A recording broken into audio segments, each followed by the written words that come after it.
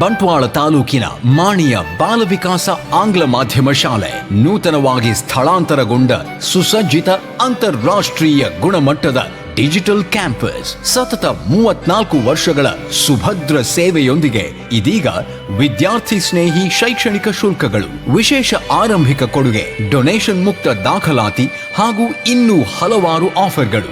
ಬನ್ನಿ, ನಿಮ್ಮ ಮಗುವಿನ ಭವಿಷ್ಯ ವಿಕಾಸಗೊಳ್ಳಲು ಬಾಲ ವಿಕಾಸದಲ್ಲಿ ದಾಖಲಾತಿ ಮಾಡಿಸಿ. ಕರೆ ಮಾಡಿ 990222 26466.